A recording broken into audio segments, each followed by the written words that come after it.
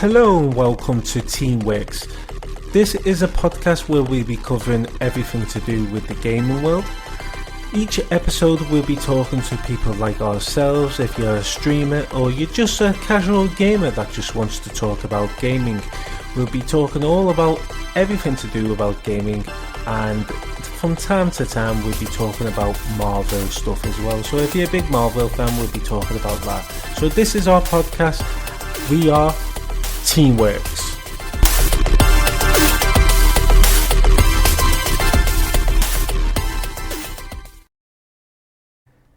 Hello everyone and welcome back to Teamworks. This is episode 7, and in this week's episode we have how do you pronounce your name again? Sorry, mate. Sure, Doug Leaf. Doug Leaf, and your podcast name? Nostalgium Arcanum. So that's what we're speaking about today, is his podcast and his gaming podcast. So before we ask a few questions and all that, let me know and our listeners know a little bit about you. Sure, happy to. I've been a lifelong gamer since the early 80s, since I'm an old man. And the podcast is not exclusively games. Our podcast covers things that anything our guest is nostalgic for. So unsurprisingly, there are a lot of games in our episode catalog because it's something I love and it's something a lot of our guests love. So whenever they come up, we go deep on those. So just to give some recent examples, we did one on the original Resident Evil 4. We did one on Myst. We did one on Street Fighter 2. A lot of classic games in the mix. Simon's Quest. So they're there if that's your interest. Of course, we cover a lot of movies and TV shows and other things too. So, but that is the remit of the show. And that's amazing because you're actually the first other podcast person to come onto our show, because we do get streamers on and all that, but this is the first we've had someone that's into gaming and as well as records his own podcast as well. So it's amazing. Well, I'm not much of a streamer. I've never been into that. I think it's just one of those things where I'm like, gaming for me is a very solitary experience for the most part, and so I don't know how I would do that with an audience. I feel like I wouldn't have much to say other than like, hey, look, I jumped on a thing. I don't know if that would work for me personally. I do some online gaming with friends and stuff, but not like I said, to a mass audience. So would you prefer story or online play then?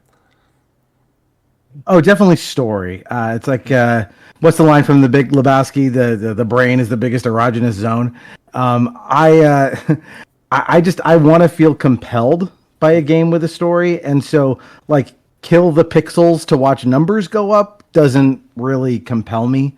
I love a good arcadey experience, but kind of running around a Fortnite map and just having 13-year-olds kill me over and over again, I'm like, I want to feel like I'm progressing through something, and something that is narratively interesting. I mean, I can enjoy a game that is a fun mechanical wireframe, but generally I want a story and characters and something a little more. And that's amazing, mate.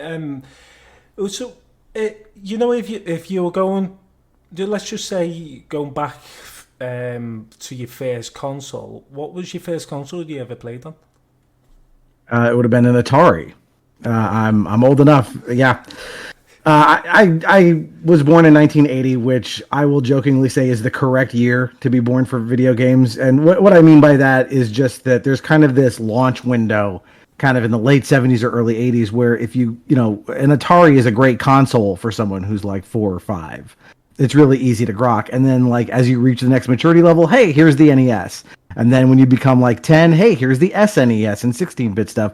And there was something about kind of growing up with these consoles as they were maturing. It's a little like people will tell you like, hey, if you were 11 when the first Harry Potter book came out, it spoke to you because you were an 11-year-old. Yeah. So I grew up with starting on an Atari and then moving on to NES, SNES, and beyond. Brilliant. And do you know what? God, you're talking about years ago now, but yeah, they were great consoles then. But you look at the pixels now compared to back then, you're like, what the hell? Back then, though, Yeah. it was great, though, wasn't it? It was great back then. I loved it. It's one of those things where like now as these things get graphically more powerful, Yeah. it is cool that you can kind of put anything you want on screen. But like I remember going from like the 8-bit NES to the 16-bit era. It's a little like that moment in The Wizard of Oz where everything goes from black and white to color. It's like, oh my God, look at this amazing visual upgrade. And two diminishing turns after that. It's like now you're going like, man, you can really see every bead of Kratos's sweat. And it's like, okay, that you're losing a little bit of that wow factor, which that's fine. That's just the nature of the beast. That's going to happen over time. But those consoles were still great in their own right, as primitive as they were. I think the games from those eras that people still play, like they hold up because they're solid. It's the same reason people are still playing chess 400, 500 years on. Like if you make a good, fun activity, it's going to still be fun for everybody. Correct. Totally correct. And looking at your podcast logo and all that, it gives me that retro style. So I sort of feel that you're more into the retro type of thing. Yes and no. I still love those games. There'll be times where I'm going to sit down and say, like, I really want to play Mega Man 2 again. Just give me a good afternoon of doing that. What's interesting is we're in this wave now of throwback games where the people who, like me, grew up on this stuff are now making their own. And occasionally you get a Shovel Knight or an Infernax where someone says, I want to make my own, version of that game. And they're often, kind of gratifyingly, they're improvements. It's like Infernax is like, oh, this feels like what Simon's Quest feels like if it was, actually better than you remember it. Yeah. Because they sand off all the rough edges and things that made those games kind of confounding in their day, or brutally difficult. So, as much as I love all of those old things, I'm less compelled to go back and replay them as time goes on, mostly because I kind of feel like I've had my fill. How many times do I need to play, Mario 3 again? I don't know. It remains a great game, but it's when time is limited and I've seen it enough, I've seen all of the charms it has to offer. But you're right. I still have a real strong love of that period in those games. As again, if you haven't seen it, the logo for my podcast, it's sort of a bald, slightly me-looking version of Link from the original Legend of Zelda. Do you know what I was thinking that, and I was also thinking I like the way it's just it's you got retro today, which looks a bit more high up in spec, but you got retro that's the very old retro, and your logo looks more like the old retro, if you know what I mean. And I quite like that style. I wanted to do that because, again, the whole point of the podcast is to be nostalgic about stuff, and not necessarily from my particular childhood. I mean, it depends obviously on the age of the guest, what they're nostalgic for. Yeah. But yeah, by and large, it tends to be things from the 80s and 90s. And so, yeah, I just wanted that to be reflected in the artwork as well. Nice. And as we're on the subject of retro and all that, what was your favorite retro game? Wow. God, there's so many to choose from. I mean, I think, if I'm going all the way back to something like the Atari where I started, it would be things like Joust, things that were sort of interesting and fluid and kind of had some fun to them. A lot of the games for the Atari, it's kind of like the primordial soup of games where, it's like people were just figuring out how to express a game idea in pixels at all. So there's a lot of like false starts, things that don't really work, or stuff that's just the technology just can't support. Like there was this basketball game I remember playing on the Atari, and it's like this poor 4-bit system cannot give you an experience that remotely resembles basketball, right? There's a lot of that kind of stuff. But when you start getting the 8-bit era, things I really love from the 8-bit era. I mean, yes, the Mario games, of course. Mega Man, Ninja Gaiden 2 was a big one I really loved. Yeah, that was good. Those were good.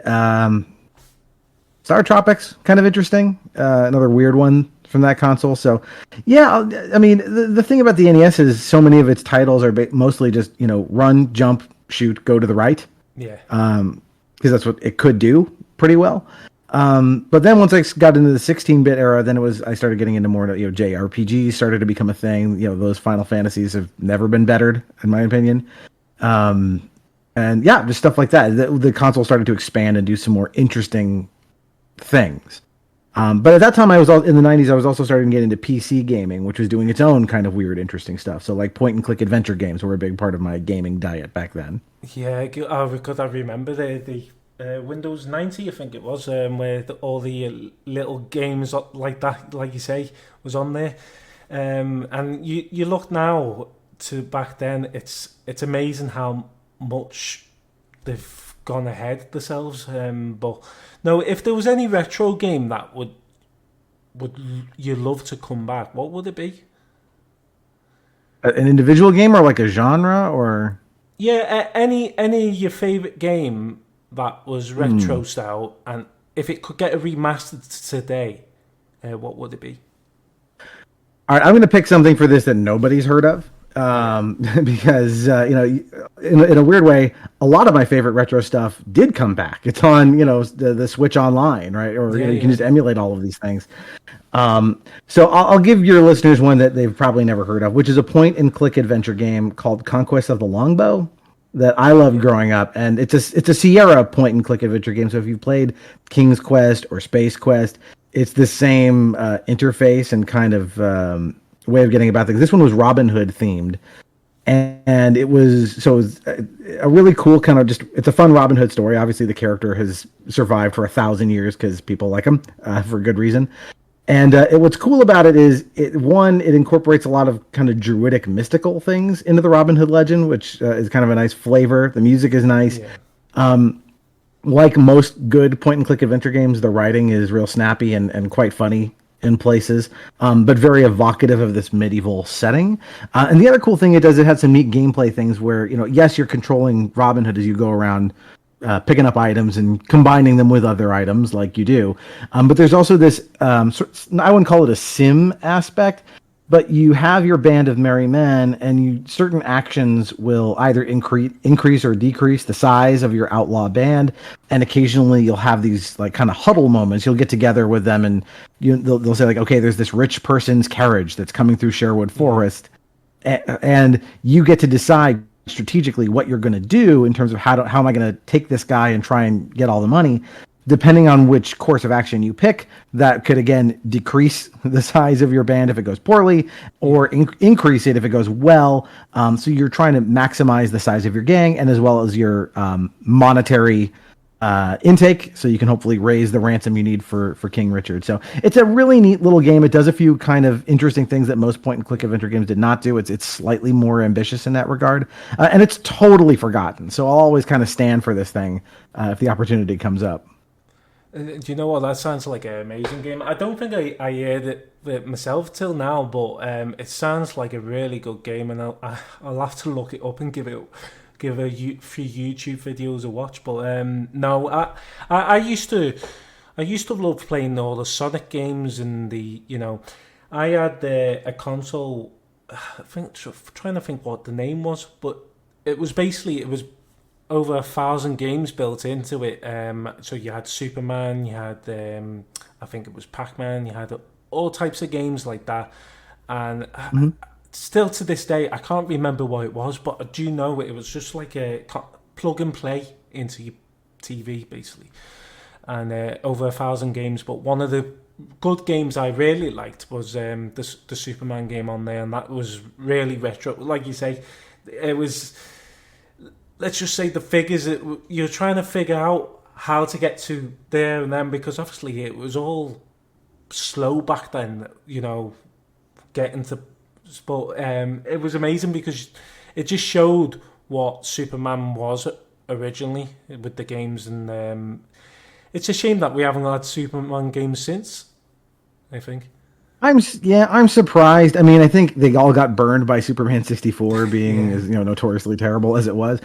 But you would have thought with like the success of the Arkham games, or the recent one with Spider-Man, like you look at a property like Superman and someone's going, we got to find a way to turn this into a game and into money.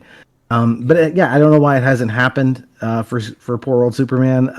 It is interesting to look at a character like that who has been around for that long and has been in games multiple times, like the history of say James Bond games or something. A character like that who's just going to appear over and over again. And for some reason, Superman has never quite gotten his due. I know, and I think they actually said there was a game getting made, and it was almost made, but then they cancelled it. And I'm trying to think, it for the PlayStation 2 or the PlayStation 3, but they did have a Superman game ready to be finished and come out, but then they cancelled it last minute, which I thought, that was a shame, because, like you say, we've had multiple Spider-Man games now, we've had a load of Batman games, and the only character that's missing out really is, like you say, Superman. I'm sure it'll happen eventually. It's one of those things where like money will command it to happen. Yeah. The question is, what studio is going to do it, and will it be any good? And I know there was at least some speculation that the guys behind the Arkham games were going to do it. In fact, there's even like a few like Easter eggs and nods in the Arkham games to Superman that made people think, oh well, maybe that's their next project, and then it never happened. But the closest to a Superman game we got was Injustice 1 and 2, wasn't it? Because obviously you could play as Superman in that. Yeah, no, I enjoyed those games. Those are fun, but I mean, they are at their core, they're still 2D fighting games. Yeah. So it's not quite the same experience as getting to, actually play Superman and be Superman and do Superman, missions and save Lois Lane or whoever, I tell you what, I did see though. You've heard of Unreal Engine, haven't you? Oh yeah, yeah. One of those things where someone like has Superman fly around a realistic looking metropolis in Unreal. I thought that was really, really good the way they showed that off, and it gives you high hopes that there is actually going to be a Superman game made like that. Well. It'll happen. I mean, it'll be sometime within, I would think, the next 10 years, someone is going to do something like that. It's, every time one of those things pops up, or here's Iron Man flying around a realistic looking city, people go, man, if you can do it with Spider-Man in New York, you can do this. You can make it happen. And it's just a matter of getting the team together and the money together to do it. I can't imagine DC Comics is not sitting on this pile of money and going like, we want to do it. Yeah. So I don't know. They've got to. I mean, you look, they're bringing out what is it? Oh yeah, that's the game. The Justice League, is it? Is it Justice League? There was talks about the Justice League game coming out. Right. I don't know whether they're going to be doing that, but that would be amazing. Well, you just had the new Batman game come out, Gotham Knight. Knights, yeah. I have not played it, so I can't spep to whether it's any good. I know I haven't played it yet. Middling reviews. Yeah, I want to play it because it's on PlayStation Plus now. I don't know whether you have a PlayStation at the moment or which console. I do, yeah. I have a PS5. A nice one. So you got PlayStation Plus Premium? No, not just the regular, whatever you need to be online. Just the regular. Because for me, like as much as I love gaming, I've got a full-time job and I've got two kids, 7 and 4 years old. So my game time is pretty limited. So I can't invest even more into that hobby. It's like one of those things like, oh, I can snatch like 45 minutes here, 45 minutes there to play now. So I got to make that count. So I guess when you do your podcast is joining the day, is it? No, I'll do that in the evenings after they go to bed. Yeah. Usually, today it's you're 8 hours ahead of me, so I think if I did it in my usual time, if you didn't mind podcasting at 3 a.m, we could make that work easy. But I think this is probably better. Yeah, I think so because I'm always busy. So if I go to bed at 3 o'clock, I know I'll still get up about 6, 7 o'clock, and I'll be like, I haven't had much sleep now, have I? I feel you. I'm bad for getting to bed anyway. I end up either doing my podcast and then I'll go on to a game, or I'll stay up looking at stuff. And you know yourself, you got your phone with you. you just carry on looking, don't you? And then next, 2 hours has gone up, 3 hours. Oh God, I better get to bed. Right. But no, I love gaming, and I've always been a big gamer. I do stream myself regular lately now. I started from doing content creating, so I used to do videos for my YouTube channel, which I need to start back. I keep saying to myself, I'm going to start it back. But you know yourself, it's easy to stop something, but it's not easier to start it again, is it? Oh no, I totally. It's that feeling of like I have this great idea, but the motivation to actually get it off the ground is hard to muster sometimes. And I mean that's how it was with my show as well. Like I'm like, I really want to get back into podcasting. One of these days I'll do it. And then finally I was like, all right, I want to be on the mic. I want to do it again, and just making it happen. I think it's brilliant when you do a podcast. I mean, we started ours. Unfortunately, my co-presenter couldn't join us tonight. He's a bit busy through the week, so we normally record on Sundays. But I said to him, if I can find anyone, would you mind me recording without you? He said, yeah, no, not a problem. But he would actually love this because he loves his retro stuff as well. I love my retro stuff. Oh, well, great. So I mean, think when he listens to, go on, sorry, mate. I was going to say, is there a particular retro thing that like he's really into, or? I think it's the Nintendo. He had the Nintendo GameCube, I think, and he said he absolutely loved that console. That console was the GameCube was great. Yeah, there was a lot of cool stuff on the GameCube. I had a lot of fun with that one. That was my first kind of foray back into console gaming, and I kind of skipped the 32-bit generation. I was still doing gaming on like PC and stuff, but I didn't have an original PlayStation or an N64. I kind of jumped back into console gaming with the GameCube. Oh, brilliant! I'm not sure whether I tried the GameCube or not. I'm not sure now. There's not many things that you think you've tried, and sometimes you say, "Oh, I haven't, have I?" Well, no, that's what it is, isn't it? There's not enough time in the day, basically. Yeah, and the GameCube, I'm hoping that they start bringing more of that stuff to Switch, or it's actually it's awkward to emulate, and it's also hard when you. One of the things Nintendo does is they're obviously a great company. They've done a lot of wonderful things, but they do tend to future-proof their stuff a little bit because they're really like, we came up with a really innovative control, which is fine, but then the next, if you want to play it on another console, now the buttons are all in a different place, and none of it kind of works because it really is like tied to that thing. So there are certain GameCube games where I think like, well, all right, you're going to have to really do a lot to kind of rejigger how this game controls to make it work on the Switch, right? Or, something else. So, but there are a lot of wonderful games in the GameCube library. There's some really cool stuff in there that I'm hoping they bring back or at least port in some way. Nice. And you know what? They might even bring it maybe a second GameCube out. You never know. But there was talks about Dreamcast 2 coming out, wasn't he? Going back a few years ago. I hope that happens. Yeah, Dreamcast. Yeah, I never owned a Dreamcast. I know people who are real evangelical about how great the Dreamcast was. Yeah. So I could see, why people would be eager to get that back. Although now that Sega is basically a part of Nintendo, I think that's unlikely. But it would be cool to see some of those games, show up again on Switch Online or get ported in some way, because I know people have a lot of real undying love for that stuff. I think they will, and they said Nintendo Switch 2 is coming out now. Well, it might be coming out in the next year or two. But I've also heard rumours that it won't be backwards compatibility with Nintendo Switch games, which is a bit... I know it's not going to have a cartridge. So I don't know what type of cartridge they're going to have. Is it going to be like a disc version now, or? I think they'll probably go full digital.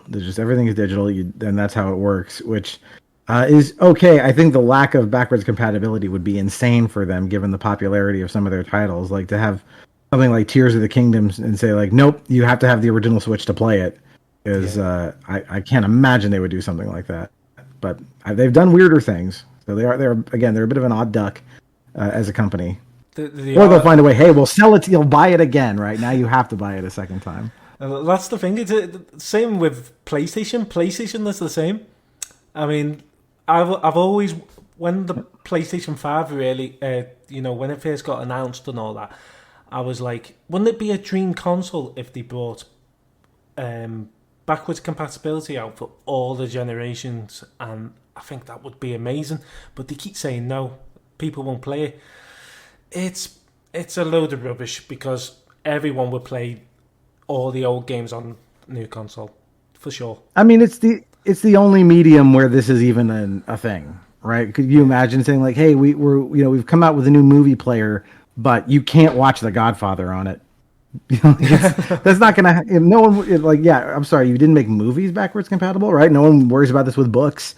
It's just software that for some reason they've decided like the software is going to be marooned on the console it was developed for. Yeah. Unless we deign you with a port or a remake or a remaster, and that's where they get the money again.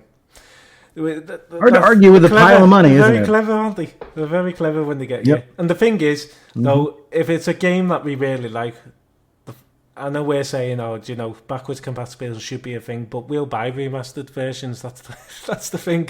We do, don't we? Yeah. If you really want, you can just wait and say like, hey, that thing will eventually drop in price to where it's fairly cheap. And you go, well, I waited. This game originally came out in 1998. I've waited, 20 some odd years to play it again. I can wait another 5 months for it to be real cheap. So you can always play that game.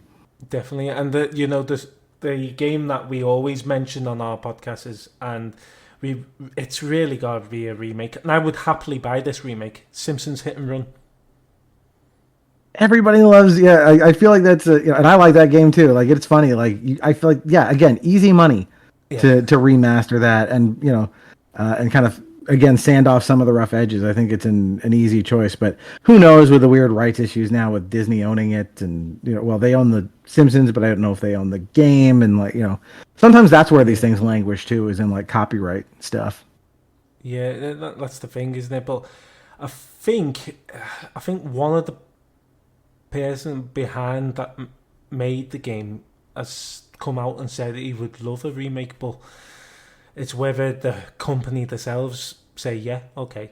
But there's some fella that's made from the third party community and all that. He's actually made the game, fully completed it as well. So now of course, without the blessing of the rights holders. So it's a cool thing. I'm sure you can torrent online and play though. I mean, if you want to get your hands on it, you can, I guess. But could you imagine? Sure, yeah. But can you imagine the Simpsons Hit and Run remastered? It had multiplayer, so you could play with your friends on it, and it had the global dome on it, like it was in the movies. And now that would be amazing. Yeah, I think it would be really cool. I mean, or you do, again, like a true, a remake from the ground up. The only bummer is I think some of the voice actors now, they're starting to show their age a little bit. Yeah. For those voices, but still, as a property, like it's one of the very few really good Simpsons games for as popular as that franchise is. Yeah, definitely, and you know what? It's a shame with these all these games you think that could be remastered, but you just don't think it's going to happen. I mean, you never know. It might do, but we might be too old to see that. Yeah, and that is the one thing. Like I said, is a bummer a little bit because like if there's a really old movie that is lost and forgotten or whatever, you can still get your hands on it to a degree and watch it, right? Yeah. But with games, like it's like I might be able to find a copy of this game if I scour eBay or whatever, but the buy-in to have to now dig up an old console to play it on is a little annoying. So definitely, hopefully that'll get. I think over the next 10 years, again, there's enough of a market for people looking for this stuff that they'll start finding a way to make more retro things available to, at least through online streaming to be able to play.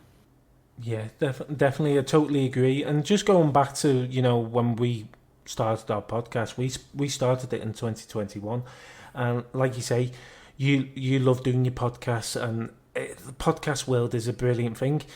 I was listening to a few podcasts in 2021, and I said to myself, do you know what? Wouldn't it be nice to do a podcast, but do it on something that I really love and my mate loves? So gaming was the best option, and I've looked. And there's not many gaming podcasts out there. Yes, it's growing a little bit more now, and with yourself and other people, but you don't see many gaming podcasts out there now. We've took this opportunity to do a podcast, and we're now on season 2. So it's amazing, and we're going to carry it on because there's so much to talk about in the gaming world, like you know yourself. And I think podcast world is amazing, isn't it? It's the best, especially to get chatting to new people and like yourself. I agree. I mean, getting to do my show has been, yes, I've had a lot of guests on that are just, friends and family and stuff. Yeah. But then those times that I've been able to reach out and say like, hey, I listened to your show. It's really neat. Why don't you come on and maybe talk about something you don't ordinarily get to talk about? Tell me the thing that you're the most passionate about, and let's discuss that. It's been really neat to hear from different people, hear their perspectives, and see what kind of media makes them tick. It's definitely, mate, and that's why we love it. We're just going on to another question now. Is basically, if you could be any character in any game, which game would it be, and which character?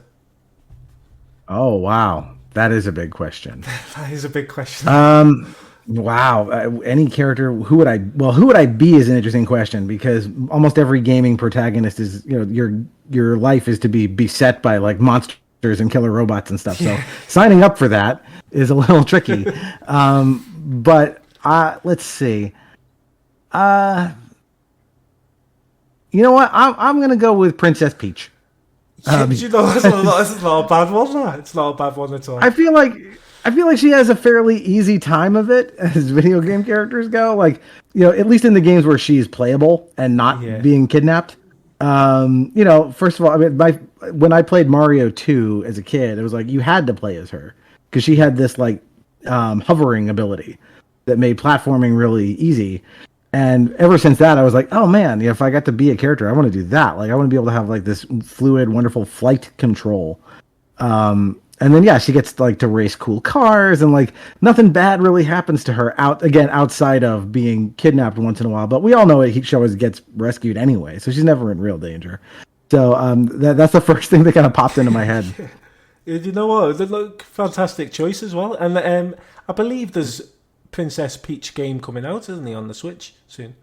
There is some kind of like Peach focused game, and you can play her in the Super Mario Wonder, which as we're recording this, I think comes out tomorrow. So, nice. Good time to be Peach, I guess. Yeah, it is. And the Mario movie, that was absolutely fantastic.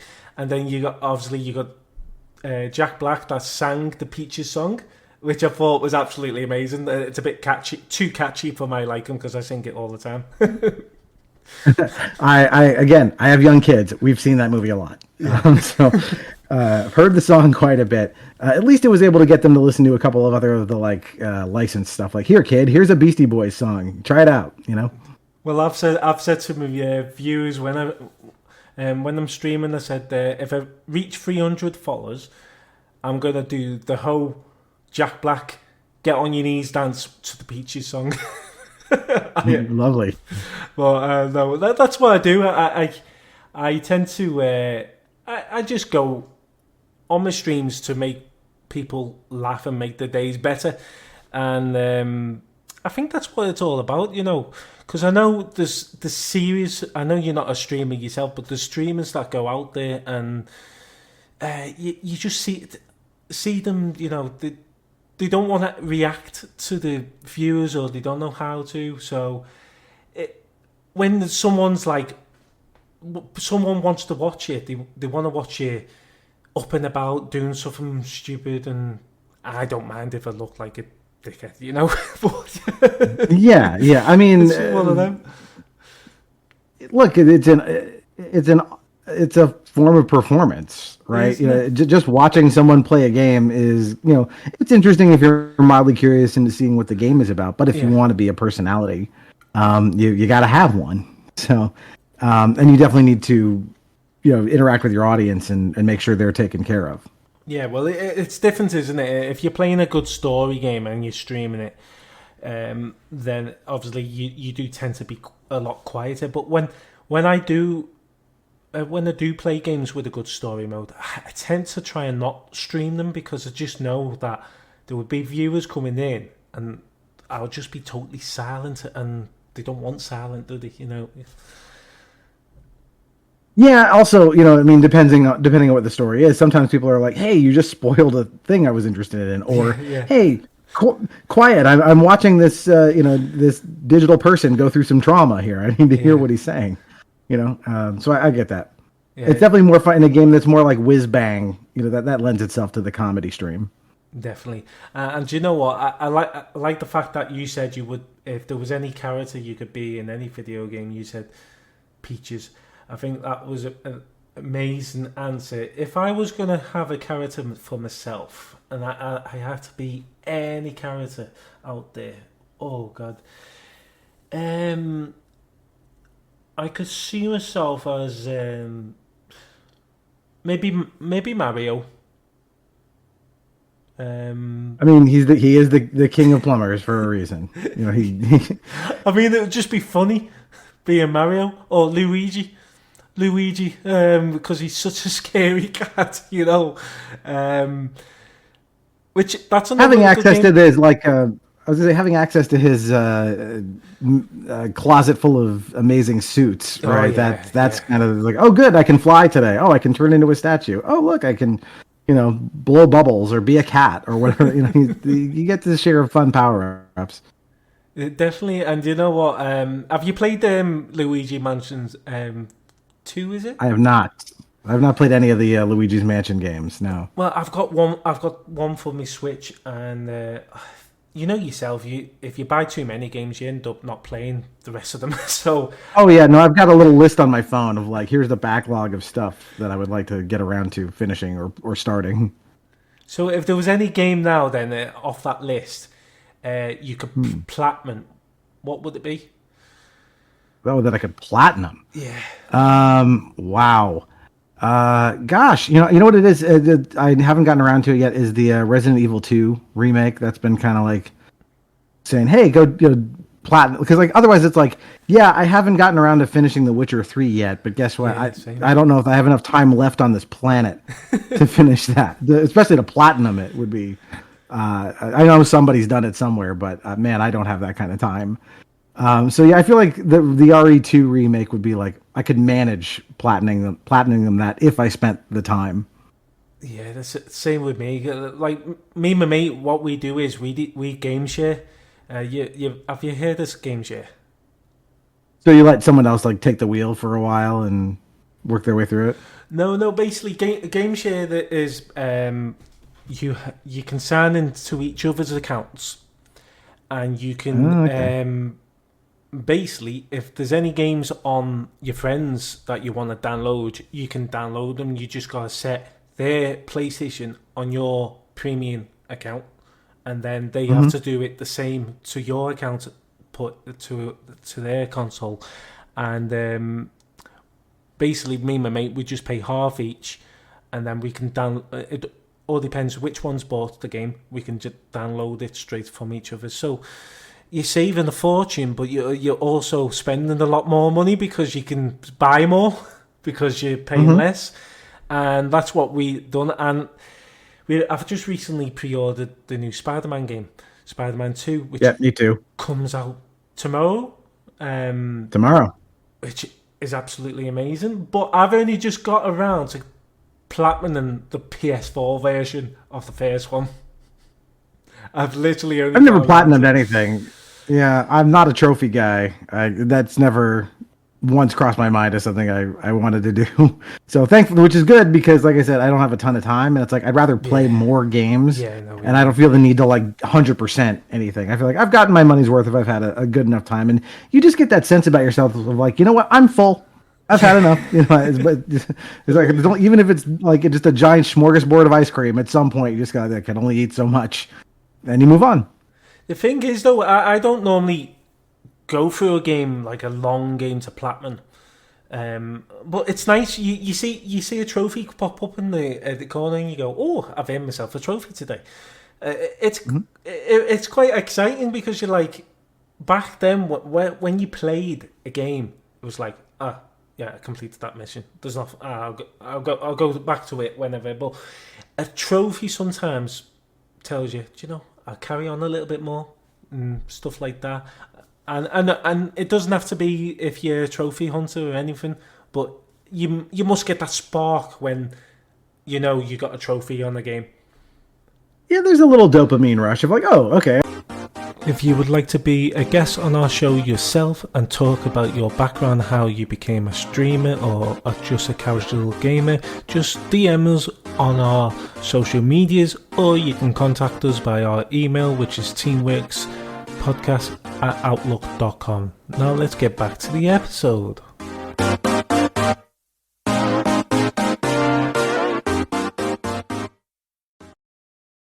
I did something, and that's cool. But I don't think I would ever chase them down on purpose. Like I would never go out of my way to earn trophies.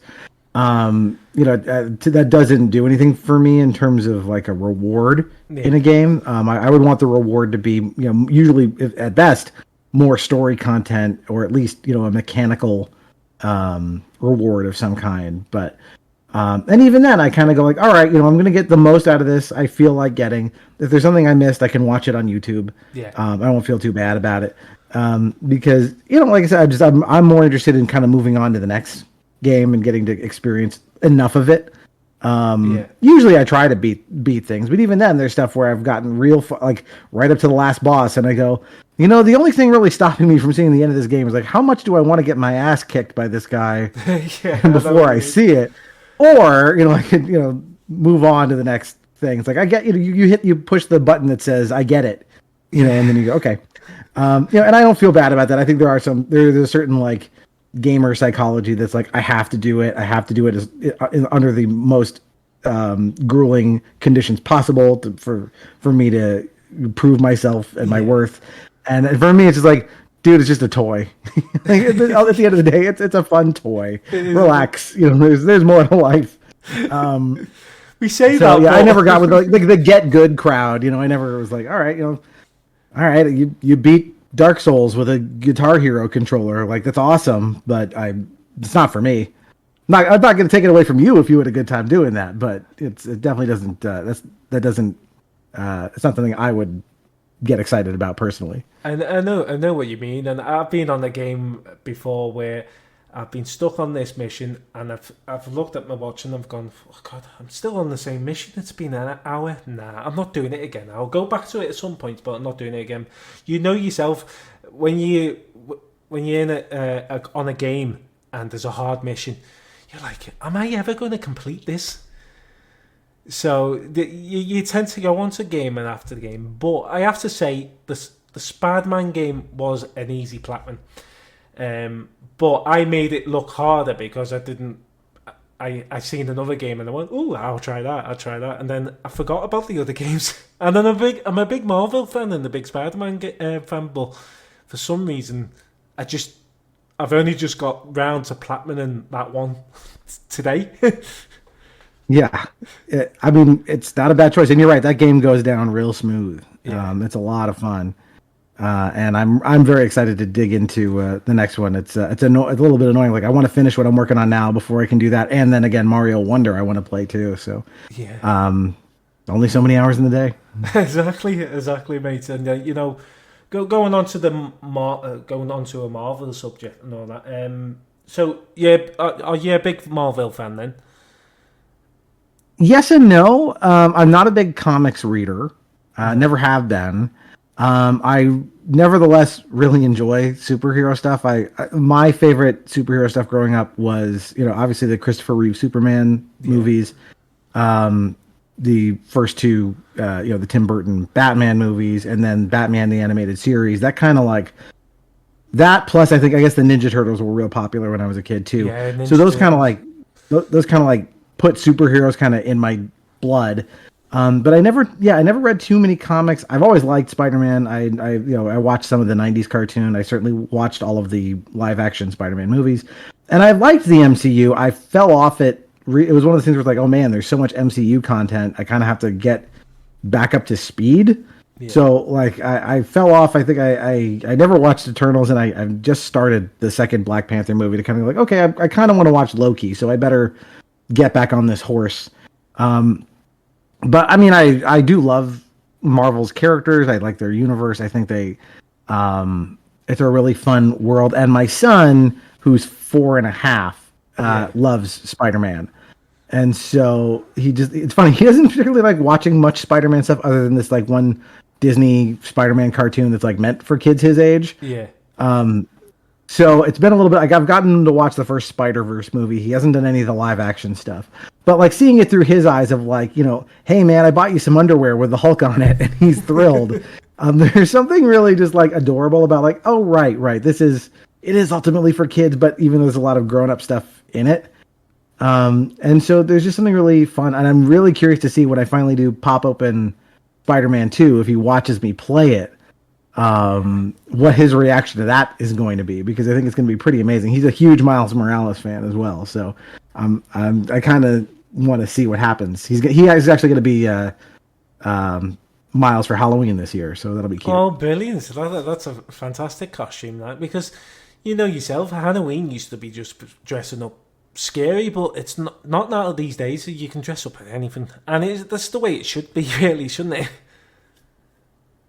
That's for whatever you want to be, whatever you feel like. I again, like my personal preference is for the spooky stuff, the ghoulish stuff. But like again, wouldn't take it away from anybody who wants to be something. My daughter's going to be an angel this year, so the opposite of spooky. But that's what she wants to be, and you know what? She's 7. She should have the Halloween of her dreams. Exactly. So I would not be like, hey kid, you're supposed to be a ghoul, so we're not buying you an angel costume. Like I'm not going to be that guy. Well, Halloween's not the same for us now, is it? It used to be you go out, you dress up all spooky and all that, but I like the fact that it's Halloween's around the kids, and that's the way it should be. It should be one of those where, like you say, your kids are getting dressed up as anything they want, and that's what it should be. Kids should be comfortable dressing up at all kinds. It's my favorite holiday, bar none. I love all the spooky stuff. I've been working, trying to watch, age appropriate Halloween things for them. Like, hey, let's watch the Disney, Sleepy Hollow. Let's watch It's the Great Pumpkin, Charlie Brown, stuff like that. And then slowly, like, hey, why don't we try Beetlejuice? Why don't we try something a little more, spooky? And they do have, I can tell they kind of have the family like leaning towards the macabre, which is gratifying. But yeah, I'm obviously not going to show them anything that's going to, a lot. They're not ready for body horror yet. Let's put it that way. Yeah. So you say your brother, your son's a big Miles Morales fan, and he's dressing up like that for Halloween, which I think is absolutely cool. Did you play the Miles Morales game then? I did. Yeah. It was like I loved the Spider-Man game, and they gave me more of it. So I was immediately going to grab that, and I did enjoy it. It's it is more of the same, as is apparently Spider-Man 2. But it's one of those things where it's like, man, if it ain't broke, don't fix it. Like it's pretty. I'm good with if you gave me the exact same game every 5 years or however long it's been. That's perfect. That's fine. I don't get tired of that. That's enough of a gap for me to be hungry for a new Spider-Man experience, even if it's just sort of mildly iterative rather than revolutionary. I'm cool with that. Yeah, same as me, because Spider-Man, and Spider-Man's cool. But the new Spider-Man, you can play as Spider-Man and Miles Morales at the same time, so that's going to be a pretty cool addition to it. It'll be neat, and I'm not sure if it's one of those things where you can switch back and forth between them on the fly. I believe you can. I know that if you're one, you can call the other one in to help in combat and stuff. So we'll see how it kind of feels in the hands, but all indications are that it's mechanically as good, if not better, than its predecessor. So I'm looking for a great time. Just swinging and flying and gliding around New York City is it's the only game where like you go like I don't need to bother with fast travel. It's too much fun to go the long way. Yeah, I just love the way you start swinging and then the music theme comes on and while you're swinging, which I absolutely think is fantastic. But didn't Spider-Man 2? So I believe they've extended the map. You know where you couldn't get over originally, so you can get over there now.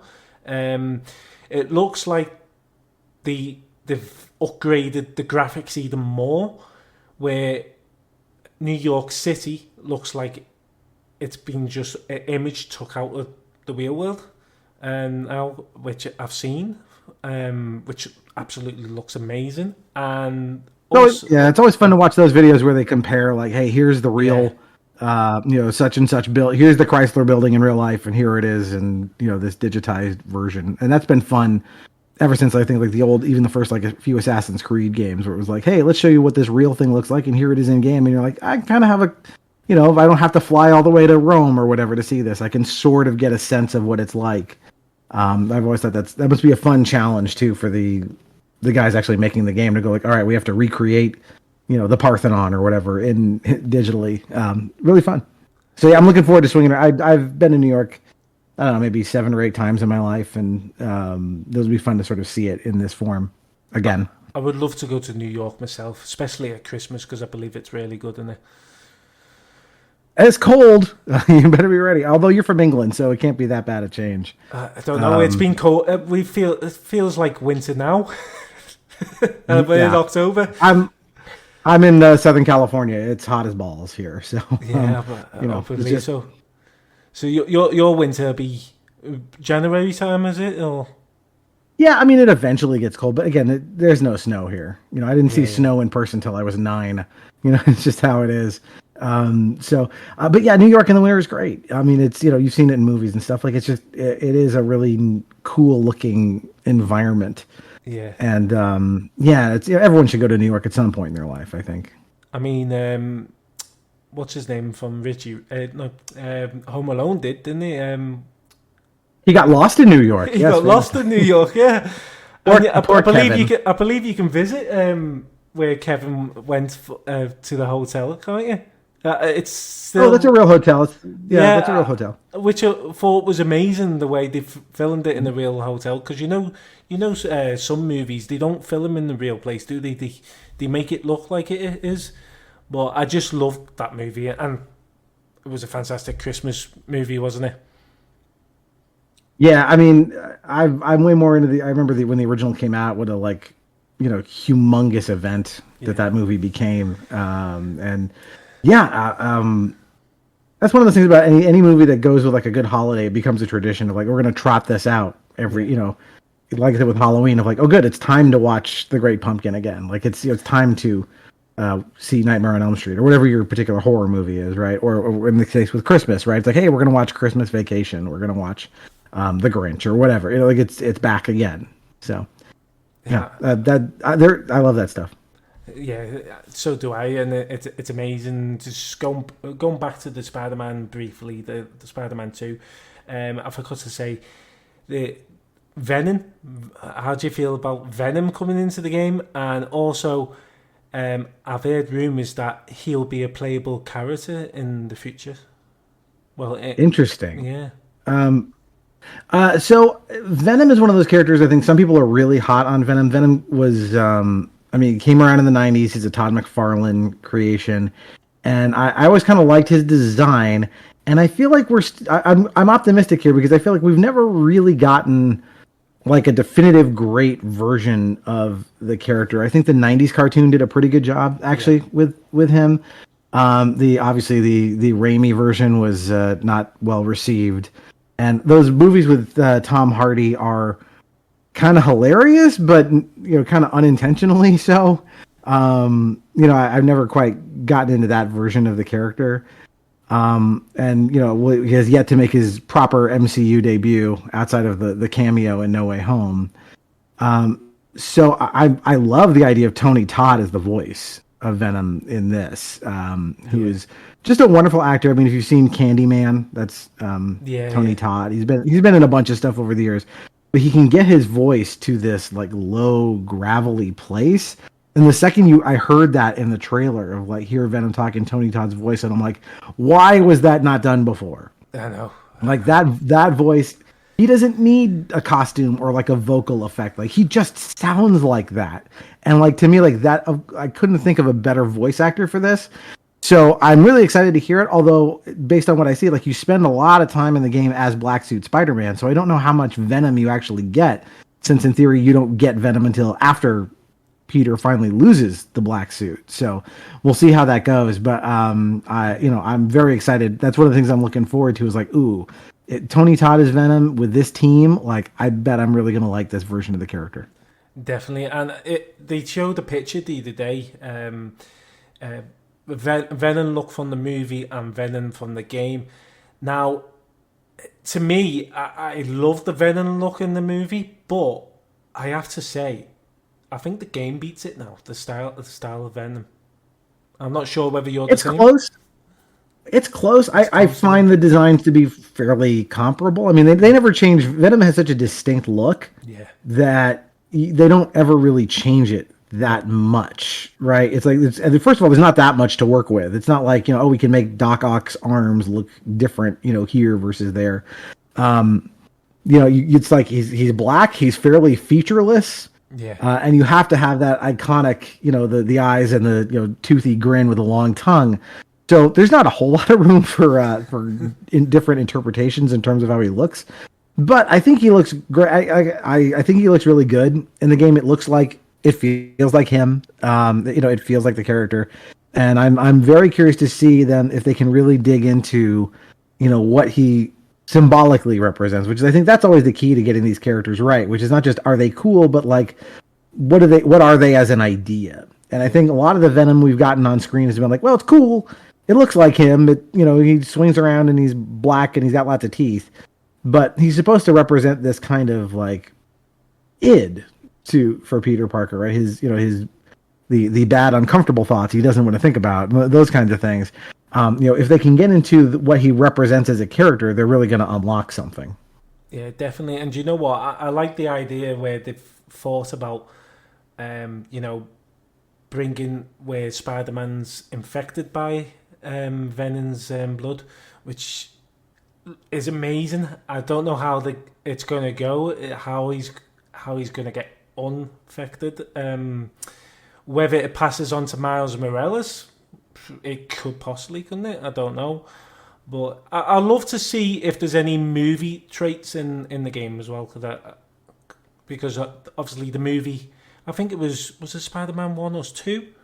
Where 3? You talking about 3? Sorry, Spider-Man 3, where he got infected there. So it could possibility that there's going to be something to do with the movie in there as well. Hopefully. Maybe. I think that what they'll probably be doing is they're going to be drawing on some of the same underlying stuff from the comics. So I bet they'll do the scene where he's up with the bell in the bell tower, and he uses the sound from the bell to make it leave. I suppose they'll do stuff like that because they tend to, at least the Insomniac team tends to borrow that stuff. They'll do this stuff where they kind of like, they know this character and some of the backstory, so they'll try to come up with a slightly different angle on it. But that's still respectful and kind of honors the source. So I suspect they will do things like that. Where Venom goes after he's off of Peter Parker, I don't know. It's clear here they're not going with. I think they even publicly said it's not going to be Eddie Brock. Like that character is not in it because here it's Harry Osborn who is the carrier for Venom. So we'll see. I'm like I said, I'm curious about it. I'm curious to see what they do with it. They've satisfied me so far with the last two, so I have full confidence that this is going to be great, and all the reviews suggest that the story is even better than the last. So like I said, this is high on my list of like I can't wait to get to this one. No, me either. What edition did you get? Did you get the standard edition, or did you get the deluxe edition, which adds 10 more skins? Is it? Yeah, I just went with the standard because I getting more skins and like visual stuff doesn't do that. That doesn't excite me too much. If it was like a lot of story content, I would have maybe done it. But it's fine. And if there's this DLC, then I'll download that separately. I think right now they're saying there isn't going to be one. That they've got more than enough here for you already. So we'll see. So yeah, I just went with the standard one. I usually do. It's very rare that I'm going to get one of those deluxe things unless it's kind of like a game I really know I want, and I know I'm going to want the DLC or something, and it's packaged together. Totally understand. And I don't think I would have went for the deluxe edition myself if it wasn't for the fact that me and my mate pay half. So I basically paid for this. I paid my standard edition if you get it because I paid half. So I've only paid for a standard edition basically, but I've got the deluxe edition as well in with that. But no, I'm really looking forward to it. But I'm trying to complete Miles Morales now because I'm late to getting to complete that. Like you say, there's so many games with so little time to get it all done and all that. But no, I'm going to complete the story of Miles Morales before I play because I know you should. I have to play Miles Morales because it links into Spider-Man 2, I believe. Yeah, it does. I mean, it continues the story, and if you mainline the main quest, it won't take you too long. You can skip a lot of the.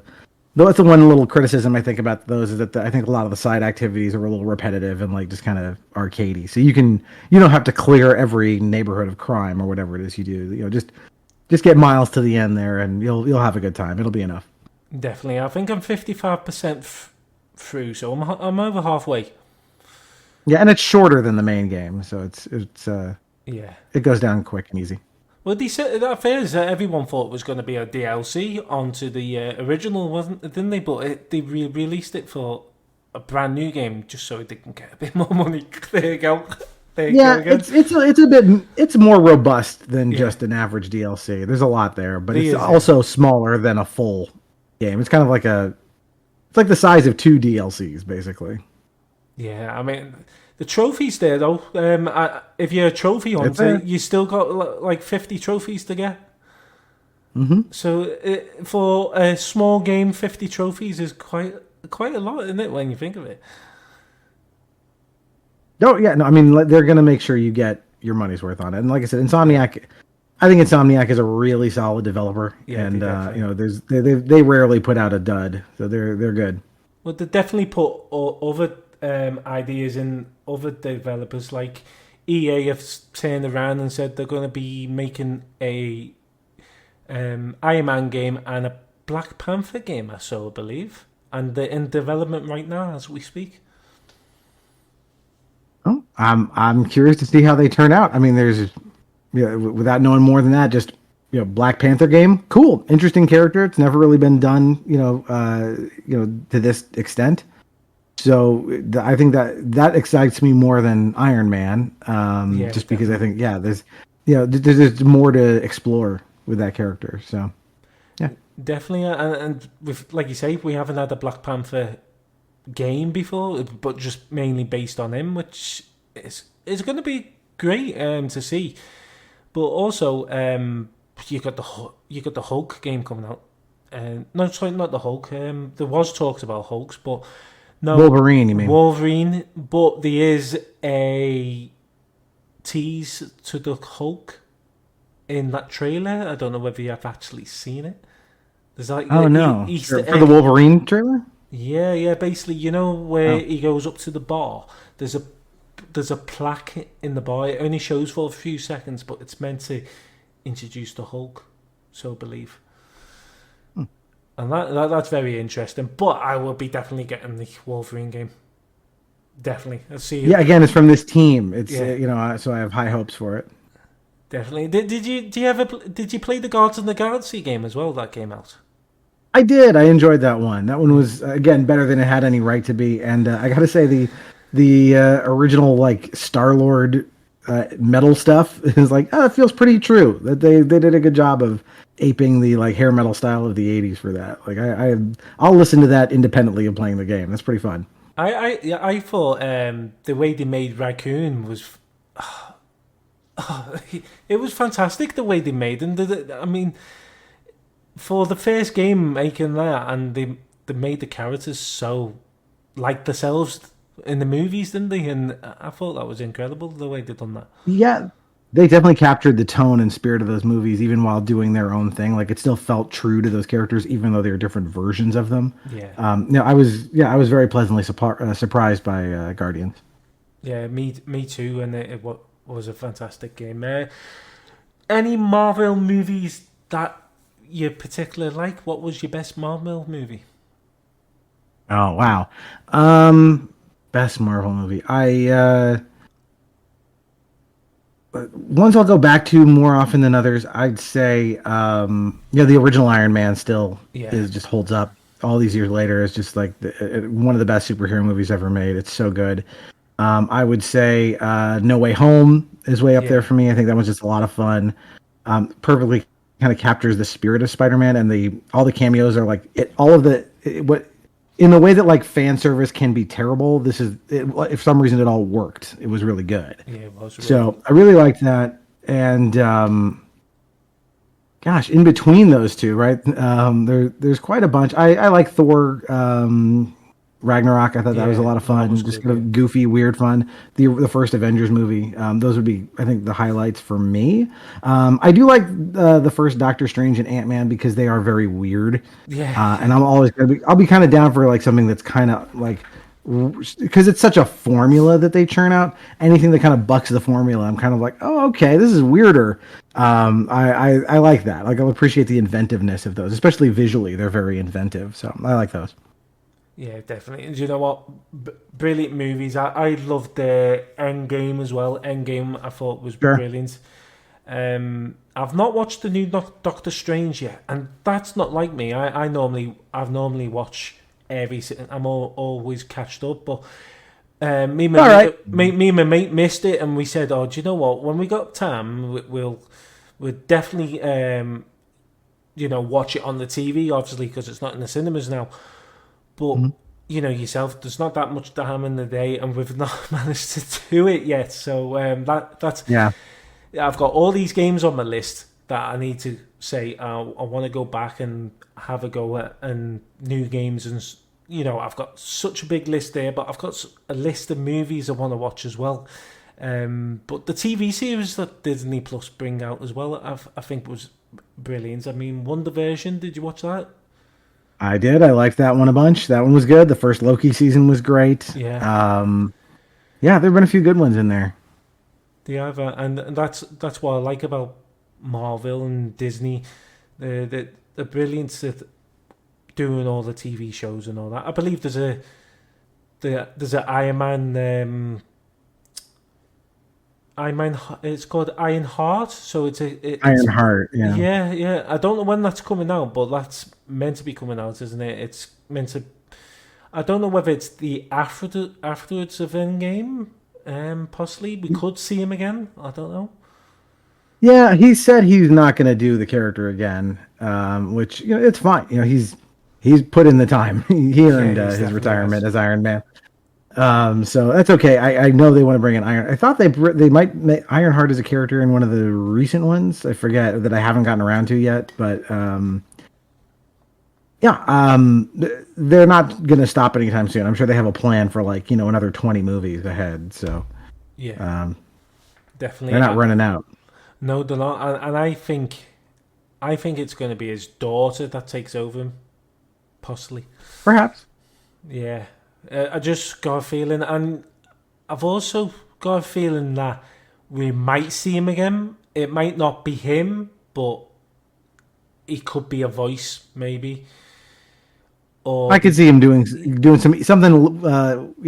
Not a lot of heavy lifting. I'm like, yeah, yeah, Robert, we need you to come into a recording studio and say like, 4 sentences. Can you do it for a cameo? He'd probably say okay. but if they came in and said, "Yeah, we'll double your money," I'm pretty sure he say, "Yeah, I'll come back as Iron Man." Hey, yeah, nice dump truck full of money never hurt. That's for sure. No, but no, Marvel is fantastic, and we've had a good discussion about that, which I think was absolutely fantastic. Just going on to the podcast world and all that. What does a podcast do to you? How can you discuss and say how podcast has done to you? What was it done to you? Is it? It's aged me terribly. No, what it's done is, you know, I've always been a guy who needed a creative Yeah. outlet. I did theater, you know, for many, many years. I did improv for, you know, a long, long time. And then when my daughter was about to be born, I had to kind of hang up those spurs because I just didn't have the time and I couldn't be away doing these shows. You know, and I still but was doing that alongside my actual job. And so for me, it was like I want to perform in some way. And the pandemic hit, and so my buddy and I started a podcast, and we did it for basically the all of 2020, Yeah. and it was really really fun. And I loved doing it. And so it had been a while since we had stopped doing that show, and it was like I really still wanted podcast, and so I started this new show for Nostalgium Arcanum last October, and been doing it every week ever since. And what it's done is it's given me a couple of gifts. One, it's a gift in terms of getting to meet new people. Yeah. It's a gift in terms of getting to revisit things that are, you know, just it's like, oh, this is like a hit of a drug. I get to go back and, like, you know, no matter what's going on in my life, like I'm gonna get to go watch this movie I love and then geek out about it with somebody. You know, it's like I'm guaranteeing myself a fun time. So I love all of that. So to me, doing the podcast has just been like, it's an easy excuse to have easy fun. Yeah. And definitely. then to, you know, hopefully other people enjoy it too. So that's how I feel about it. Yeah, no, honestly, you couldn't have put it any better than that. That's the reason why we've done it, and we started it in the pandemic, like I say, 2021.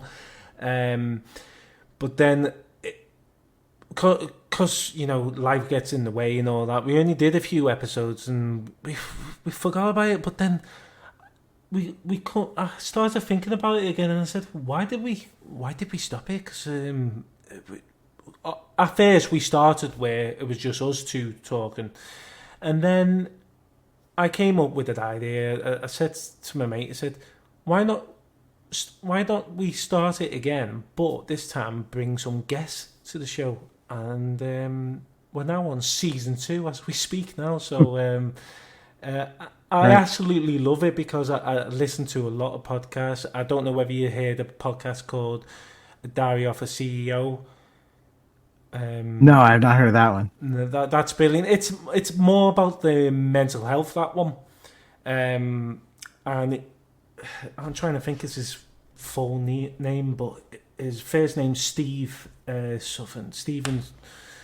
Anyway, he invites celebrities on to his podcast. So he's like Jesse Lingard. He's had Gary Neville. He's had all these big names on his podcast, and he talks to them, gets them to talk, and you think, like Gary Neville, you think he's just a fun bloke, and he's all happy, and he's all going person, but you hear his podcast, and you actually hear that he went through a bad patch as well.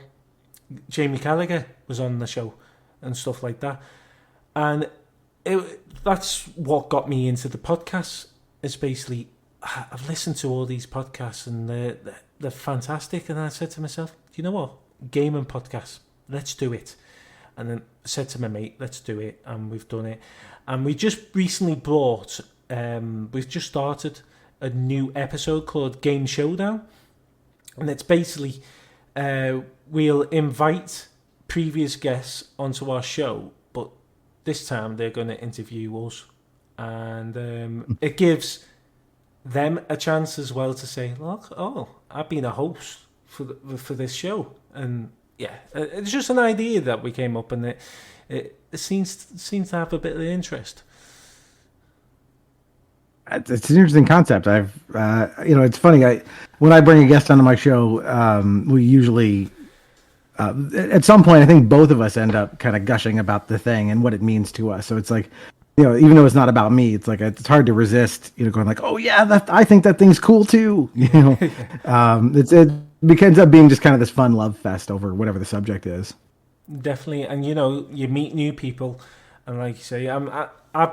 I've only started speaking to you tonight as we're recording, and I feel like I've been speaking to you for a while, and that's what I love about a podcast as well, because you just get into a really good conversation, and you feel like you've been chatting for ages, basically, don't you? Yeah. And that's what I love about podcasts. But no, it's absolutely been amazing. Really, really enjoyed having you on the show and listen to your stories. Oh, my pleasure. And honestly, if you ever want to come back for part 2, maybe, because I know there's so much to talk about, so little time. But honestly, it's been amazing. We just have to. We're gonna end the show with two questions, should I say? Is basically all right. At the end of every episode, we ask our guests if they want to give anyone a shout out. Oh, okay. So who would I shout out? Well, I'm going to shout out a couple of things. One, my friend Lauren Flans, who's just on our most recent episode, has her own podcast called Coming Out Pod, which if you are LGBTQ, she has guests on there to share their coming out stories and talk about that. It's a really just wonderful kind of human show, if you like that kind of stuff. And on the comedy side, I will shout out Lost Moon Radio, which is a sketch comedy group. They're based here in LA, so if you're out in the UK, your odds of seeing them live are pretty slim. But they do have some presence online. They've put some sketches on YouTube and things like that. But basically what they are, if you see them live, is they do sketches and songs, but they do it in the format of a radio show. So they're at podiums reading lines and stuff and doing stuff. But the quality of their writing is second to none. So I would look up Lost Moon Radio. Lost Moon Radio. Do you know what? That sounds really, really interesting. I'll definitely give that a look, mate. Definitely. But no, brilliant shout outs there. And just to end the show is a new thing that we've been doing. It's basically our previous guests will ask a question for our next guest, but they don't know who they're going to ask it to. So I'm going to read it out. I'll just get it up. Won't be a second. And normally these questions are about gaming, but our previous our last guest that's come on to the show, he's changed it, and it's a bit of a strange question, but we're going to ask you anyway. This is from Clanky Boy. All right. He comes under the name called Clanky Boy, our Welsh friend. And his question to you, where he doesn't know it's you, but it's you now, is what would you put in your perfect sandwich? Oh, well. Being the hungry Jew that I am, I would say... Same, likewise. I'm going to go with just pastrami on rye, man, like a classic Jewish deli sandwich.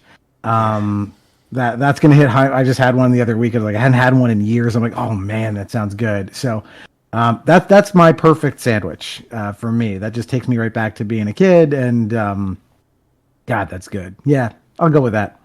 Definitely. That's you know what? That sounds actually really nice. It really does. But if I could have anything on my sandwich, I mean, this is a question to you, but I'll have to think about that one. But there's so many flavours I could have. But I think I'm a big cheese fan. I love cheese, and I think I would have. I think I'd have cheese, but I think I'll make it into a toasted sandwich instead of... Oh, just like, you mean a grilled cheese sandwich? Yeah. Yes. Hard to argue with that. Yeah. Melted cheese. For some reason, I've got a thing for just melted cheese, and anything that's got cheese on, and it's okay to melt, I will melt them. Hell yeah. I'm with you 100% on that. But yeah, and honestly, it's been amazing having you on the show. Is it Doug? Yes, I got it right. Doug. And your podcast is called Nostalgium Arcanum. Nostalgium I know, it's hard. Arcanum. I think I said it then. I think I said it, or close to it. Not quite. Close to it. We'll put it in the notes. It's Nostalgium Arcanum. Nostalgium Arcanum. So close. So close. Yeah, I should have come up with an easier name. That's all right. But honestly, I'm going to practice that name just so I can actually get it right. But honestly... a few more times, you'll get it. Well, look up his podcast, guys, because he's got amazing podcasts as well. And hopefully I'll definitely be listening to his latest episodes and all that. But yeah, it's been amazing, mate. Thank you for joining. And thank you. It's just been a pleasure. It's been a great chat, a load of things, retro, new games, Spider-Man, you name it. It's been full pack of things, hasn't it? All that in a sandwich. All in a sandwich, yeah. Well, honestly, mate, thank you for joining. And I hope you enjoy the rest of your day. You too. Take care, mate, and I'll see you soon. Bye. Bye.